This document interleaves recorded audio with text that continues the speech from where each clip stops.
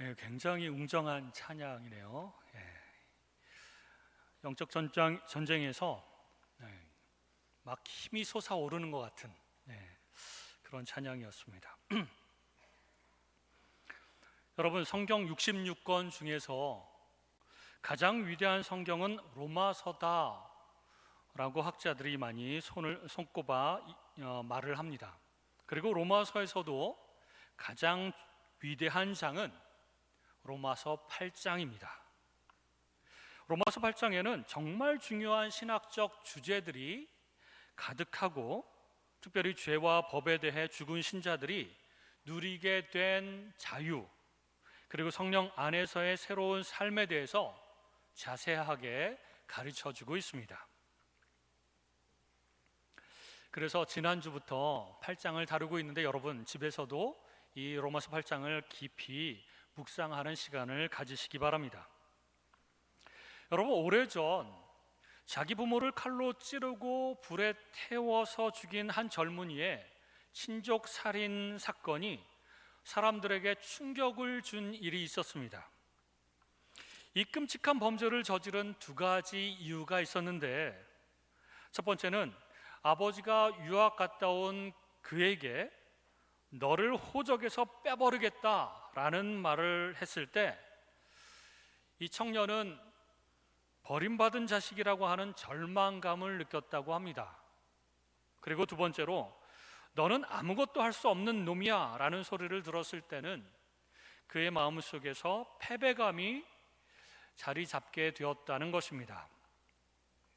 이 절망감과 패배감 때문에 그는 자포자기한 것이죠.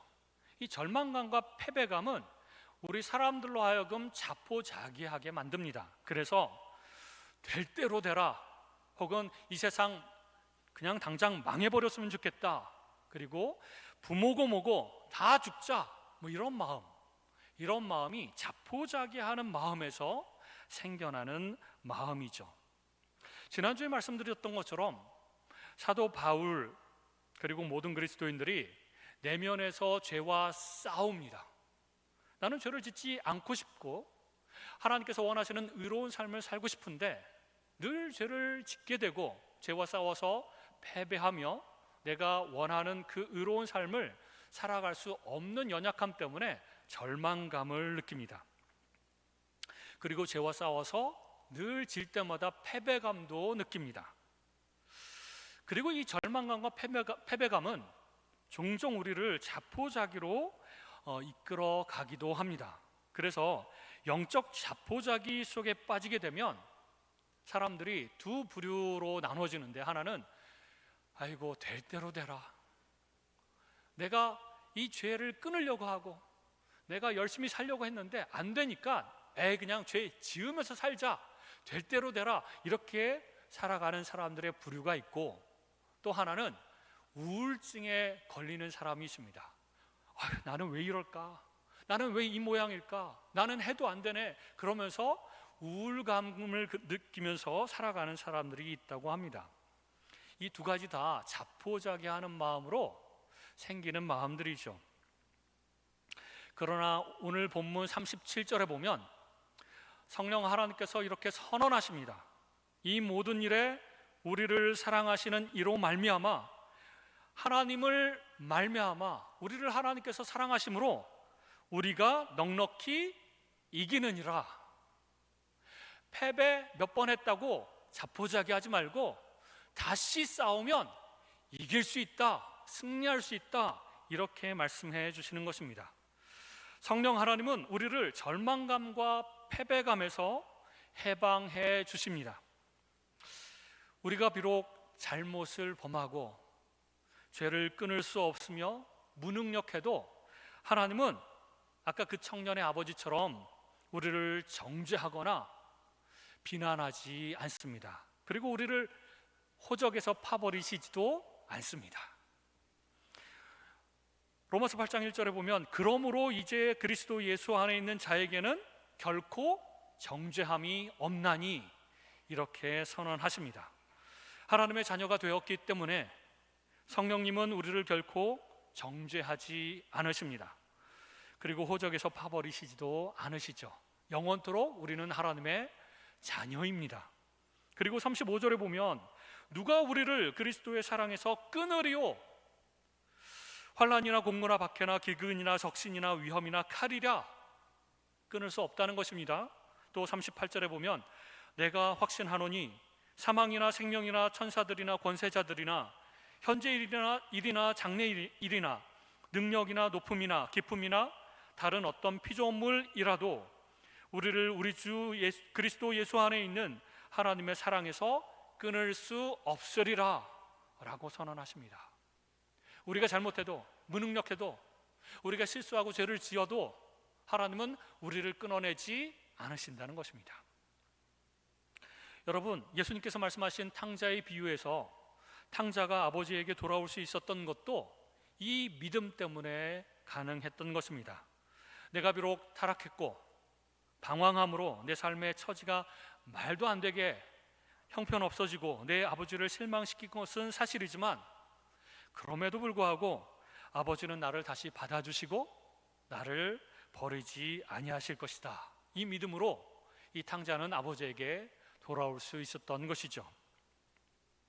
우리 그리스도인들도 살아가면서 넘어질 수 있고 죄를 지을 수 있습니다. 그리고 스스로에게 대해서 실망해서 절망감과 패배감을 종종 느낍니다. 그러나 우리 속에 계신 성령 하나님께서는 우리에게 이렇게 말씀하십니다. 괜찮다. 다시 일어나면 된다. 다시 시도하면 된다. 내가 너를 돕겠다. 이렇게 말씀하시는 것이죠. 그래서 26절에 보면 이와 같이 성령도 우리의 연약함을 도우시나니, 성령 하나님께서 우리의 연약함을 도우신다고 약속하셨습니다. 그리고 우리는 마땅히 기도할 바를 알지 못하나 우리가 저 밑바닥으로 떨어지고 영적인 상태도 아주 형편없어지면서 기도조차도 할 수 없을 때에 성령이 말할 수 없는 탄식으로 우리를 위하여 친히 간구하시느니라. 하나님께서 우리를 위해서 기도하십니다. 성령 하나님께서도 하나님이시지만 우리를 붙들고 기도해 주시는 겁니다. 우리에게 더 힘을 달라고, 다시 성공할 수 있도록, 승리할 수 있도록 해달라고 기도해 주신다는 겁니다. 그리고 우리를 강하게 세워주시는 것입니다. 그러므로 하나님의 자녀들인 우리는 결코 자포자기할 수 없습니다. 결코 될 대로 되라 라고 하면서 막 살 수 없습니다. 결코 우리는 우울증에 빠질 수 없습니다. 여러분, 자녀를 키워보신 분들은 다 아시죠? 젊은 엄마 아빠가 어린 아기가 처음 이렇게 누워있다가 몸을 뒤집었을 때, 그리고 처음 배로 이렇게 조금씩 기어갈 때, 그리고 첫 걸음을 띄었을 때, 그때마다 너무너무 기뻐합니다. 그게 뭐라고? 그까짓 게 뭐라고? 그거 하나 했다고 너무너무 기뻐하고 축하해 주는 것이죠. 우리 자녀들이, 사랑하는 자녀들이 각 성장의 단계마다 변화되고 성장할 때마다 기뻐하고 축하해 주고 격려해 주는 것입니다. 그러나 그렇다고 해서 모든 부모가 그것으로 만족하지는 않습니다. 이렇게 말하는 부모는 없습니다. 아, 우리 아들아, 우리 딸아, 너 이제 한 발짝 걸었으니까 그만하면 이제 됐다. 그리고 더 이상 걷지 않아도 된다. 이렇게 얘기하는 부모는 절대로 없다는 것입니다. 모든 부모는 더 많이 걷고 더 빨리 걷고 나중에는 달리기도 잘하고 점프도 잘하고 뭐 이런 자녀, 건강한 모습으로 계속해서 자라가기를 원하는 것이죠. 또 이렇습니다. 제가 저희 아이들을 키우면서 막 아기가 이제 옹알이를 하다가 처음으로 아빠 이렇게 말했을 때 너무 좋죠. 너무 좋죠. 그래서 막 사방에 소문을 내고 다닙니다. 우리 아기가 아빠라고 불렀다고, 엄마보다 아빠를 먼저 불렀다고. 그러나 모든 부모들이 이제 아빠라는 말을 하나 한마디 했으니, 우리 아기야 이제 이것으로 충분하다. 너는 더 이상 말을 하지 않아도 된다. 예, 충분하다. 이렇게 말하는 부모가 없습니다. 더 많은 말을 하고, 더 말을 유창하게 하고 예쁘게 말하고, 심지어는 나중에 커서는 외국어까지도 하고, 이런 정도의 수준으로 기대하는 것이죠. 이 정도 수준에서 머물지는 않습니다. 기준은 굉장히 높은 것이죠. 우리 하나님도 마찬가지입니다. 우리 하나님도 우리 하나님의 자녀들이 정말 하나님께서 생각하시는 아주 높은 기준으로 영적으로 성장하고 성숙하기를 원하실 것입니다. 그렇다고 당장 이 수준이 안 되었다고, 당장 죄를 짓고 실패하고 뭐 그런다고 해서 너 정죄하거나 그러지 않습니다. 조금만 변화가 일어나고 조금만 성장해도 우리 하나님은 너무너무 박수치면서 좋아하실 것입니다. 이 정도밖에 안 돼도 네가 계속해서 변화되고 성장하는 것 보는 것이 내 기쁨이다, 이렇게 하나님께서는 우리에게 말씀하시는 것이죠. 그리고 각 성장의 단계마다 하나님께서는 기뻐하시고 응원해 주시고 도와주시는 것입니다. 여러분, 보통 부모라면 어린아이들이 걸음마를 걷다가 넘어지면 어떻게 되죠? 이런 부모는 없을 겁니다. 그것도 못하냐? 너는 내 아들이니까 이 정도 수준으로 지금부터 달리기를 해야 되지 않겠느냐? 너 왜 이렇게 넘어지느냐? 그러면서 막 비난하고 정죄하고, 아이고 글러먹었다, 희망이 없다, 너는 이제 걸음마 이제 더 이상 하지 말아라, 앞으로 계속 걸을 수 없을 것이다, 이렇게 얘기하는 부모는 없을 겁니다. 이제 막 시작이니까, 이제 넘어졌어도 괜찮다, 정죄하는 대신에 괜찮아, 울지 말고 다시 일어나, 또 하면 돼, 내가 손 잡아줄 테니까 걱정하지 말고 또 한번 걸어보렴, 이렇게 계속해서 격려하지 않겠습니까? 하나님도 마찬가지입니다. 이것이 바로 성령 하나님이 우리 속에서 하시는 일인 것이죠. 우리 그리스도인들이 예수 믿은 다음에 선한 삶을 살기를 원하고 죄를 끊어내기를 원합니다. 그런데 안타깝게도 또 죄를 지어요. 또 넘어지는 것이죠. 또 실패합니다. 또 사탄과 싸워서 져버리고 마는 것이죠. 그때마다 하나님께서 그것도 못하느냐고 정죄하지는 않습니다. 어린아이 다루시듯이 괜찮아, 다시 한번 하면 돼, 다시 일어나서 하면 돼, 내가 너를 도와줄 테니까 다시 해, 울지 말고 다시 일어나, 이렇게 격려해 주신다는 것입니다. 그러므로 내가 죄를 지었다고 하나님, 나는 쓸모없는 인간입니다, 절망하고 패배감에 젖어서 그렇게 살아갈 이유가 없습니다, 다시 하면 되는 겁니다. 하나님께서 우리를 그렇게 보고 계시는 겁니다. 뭐 죄를 지을 때마다 하나님 눈치를 보면서 하나님이 진노하시고 나를 책망하시고 그러면 어떻게 하지? 죄책감 가운데 살아갈 필요 없습니다. 다시 일어나면 되는 것이죠.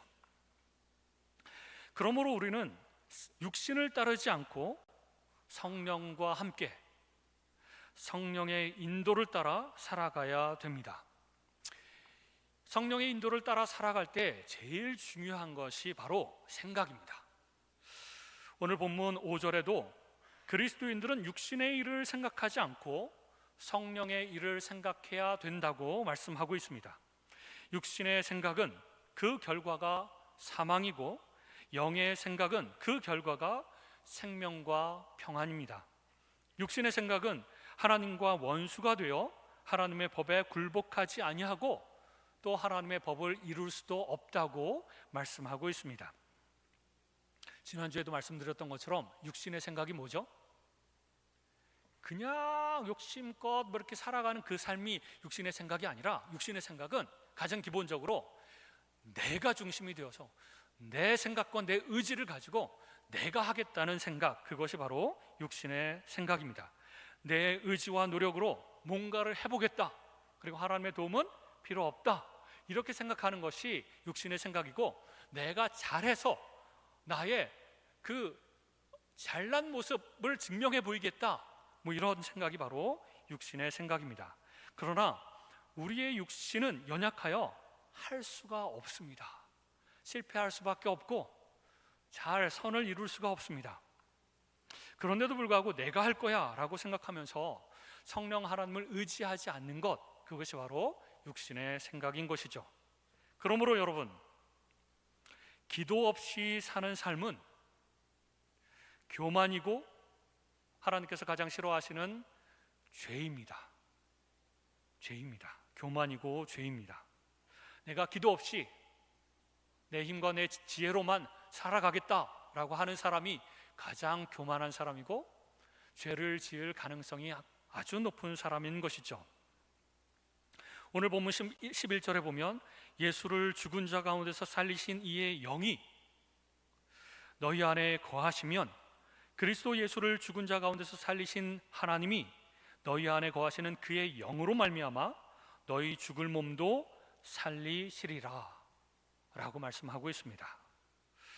하나님께서 하십니다. 우리가 하는 것이 아닌 것이죠.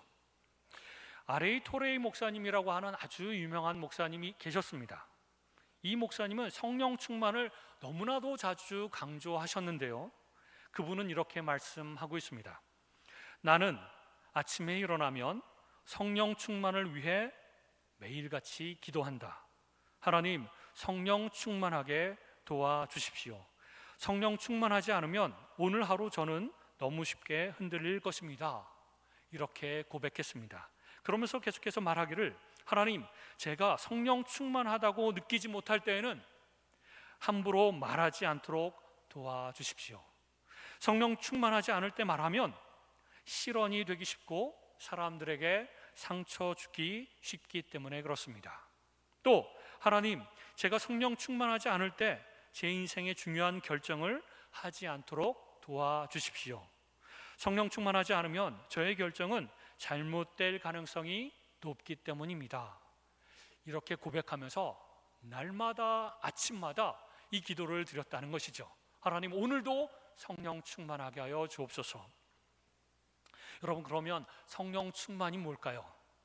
성령 충만은 내 의지를 하나님 앞에 드리고 주도권을 하나님께 드려서 하나님께서 내 삶을 인도해 가시도록 내어드리는 것을 말합니다. 그리고 하나님께서 내 생각과 감정과 의지를 조정하시고 컨트롤하셔서 하나님께서 원하시는 대로 이끌어 가시도록 해 주십시오라고 하는 것이 성령 충만하게 해 주십시오라고 하는 기도인 것이죠. 성령 하나님은 우리 속에 거하시고 우리와 늘 함께 하십니다. 그리고 우리의 삶을 인도하기를 원하시는 것이죠. 그리고 딱 우리를 도와줄 준비를 하고 나한테 도움을 요청해, 내가 도와줄게, 내가 지금 옆에 있어 라고 말씀하고 계시는 것입니다. 그러므로 매 순간 성령 하나님과 교제하고 그분의 인도하심과 도움을 받는 것이 바로 성령 충만입니다. 아장아장 걷는 어린아이 이야기로 다시 한번 돌아가 보겠습니다. 이 아이가 이제 막 걷기 시작했는데, 그래서 그 앞에 걸어가는 길에 위험한 것들이 너무나도 많습니다. 위험한 차도가 있고, 또 넘어지면 정말 크게 다칠 만한 그 돌짝밭들이 있습니다. 돌짝길들이 있죠. 그런 길들을 걸을 때는 매우 위험합니다. 집안에서야 한두 번 계속해서 넘어지는 건 상관없습니다. 폭신폭신한 매트도 깔아놓고 넘어져도 그냥 아프지 않을 정도로, 그리고 위험하지 않을 정도로 다 장치를 해놨으니까. 하지만 집 바깥을 나갔을 때 위험한 일들이 너무나도 많은 것이죠. 그리고 이 아이들은요, 다리가 짧기 때문에 높은 계단을 오르내리면 분명히 넘어지게 돼 있습니다. 그때 부모가 이 아이에게 손을 내밀어서 아들아, 딸아, 내 손 잡고 같이 가자라고 도움을 주는 것이죠. 그래서 부모의 손을 잡고 위험한 길은 걸어가야 됩니다. 그래야 안전합니다. 그 아기의 능력만으로 그런 위험한 길을 걸어갈 수가 없습니다. 그런데 종종 아이들 중에는 부모가 손잡고 가자고 했을 때 그냥 딱 뿌리치고 내가 갈 거야, 내 마음대로 갈 거야, 이렇게 얘기하는 아이들이 있어요. 그러다가 큰 사고가 나는 것이죠. 머리가 깨질 수도 있고 교통사고가 날 수도 있는 것입니다. 우리도 마찬가지입니다. 오늘 본문 12절에 보면 육신에게 져서 육신대로 할 것이 아니니라. 너희가 육신대로 살면 반드시 죽을 것이로되 영으로서 몸의 행실을 죽이면 살 것이다 라고 말씀하십니다. 육신대로, 니네 마음대로, 너희들이 중심, 네가 중심이 되어서 네 생각과 네 지혜와 네 능력으로만 그렇게 살아가려고 하면 반드시 죽을 것이다. 여기서 죽을 것은 육체적으로 죽을 것이라는 말이 아닙니다. 하나님께서 원하시는 삶을 살아갈 때에 실패할 것이라는 뜻이죠. 그리고 해를 당할 것이라는 것입니다. 사고를 당할 것이라는 것입니다. 그러나 영으로서 몸의 행실을 죽이면 살 것이다. 영적으로 성숙한 삶을 살아갈 것이고 하나님께서 기뻐하시는 삶을 살아갈 것이다 라고 말씀하시는 것입니다. 성령 안에 충만히 거하고 그분과 동행하며 성령으로 몸의 행실을 죽여야 됩니다. 내 의지, 내 생각, 나 자기 중심성 이것들을 죽이고 성령 하나님 나를 인도해 주십시오. 나를 도와주십시오. 주님과 함께 하나님 교제할 수 있도록 도와주십시오 라고 기도를 해야 되는 것이죠. 또 이런 이야기가 있습니다. 코리 텐붐 여사가 이런 이야기를 했는데요, 제가 장갑을 가지고 오는 걸 깜빡했습니다. 장갑이 있다고 생각해 보십시오. 이 코리 텐붐 여사가 이렇게 말했습니다. 나의 손에는 장갑이 있다. 이 장갑은 그 자체로는 아무것도 할 수 없다. 여러분, 장갑 스스로가 뭔가 할 수 있겠습니까? 없죠. 그러나 손이 그 장갑 안으로 들어가면 그것은 많은 일을 할 수 있다. 물론 일하는 것은 장갑이 아니라 손이다. 그러면서 하는 말이 우리 그리스도인들은 장갑이다. 그리고 우리 안에 거하시는 성령 하나님께서 일을 하시는 손이다. 이렇게 말하면서 우리는 손을 위해 자리를 비워드림으로써 장갑의 모든 손가락이 다 채워지도록 해야 된다라고 말했습니다. 여러분, 우리는 장갑입니다. 그리고 성령 하나님은 손입니다. 그래서 성령 하나님께서 우리 속으로 들어오셔서 그분이 일하실 수 있도록 내어드리는 것이 필요합니다. 우리 장갑이 혼자 뭘 할 수 있겠습니까? 뭘 하려고 해도 실패할 뿐이죠. 아레이 토레이 목사님처럼 아침마다 성령 충만을 위해서 기도하고 성령 충만하지 않으면 아무 말도 하지 마시고 아무 결정도 내리지 마십시오. 비록 선한 일을 하려고 해도 성령 충만하지 않으면 분명히 문제가 생길 수 있습니다. 내가 하려고 하는 일이 하나님의 영광을 위해서, 하나님 나라를 위해서, 교회를 위해서 그렇게 하려고 하는 일인데 그것이 뭐가 문제가 될 것인가 라고 생각할 수 있는데, 내 의지대로, 내 생각대로, 내 능력으로 그 일을 하려고 하면 반드시 문제가 생깁니다. 그러므로 성령 하나님께서 하시도록 내어드리는 것이 필요한 것이죠. 그러므로 여러분, 성령의 인도하심을 받는 삶을 살아가야 됩니다. 성령 충만한 삶을 우리들은 살아가야 되는 것이죠.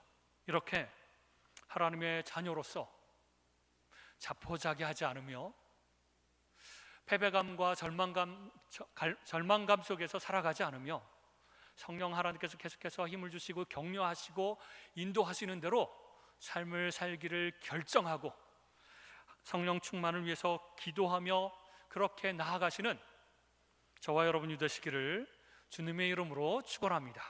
기도하겠습니다.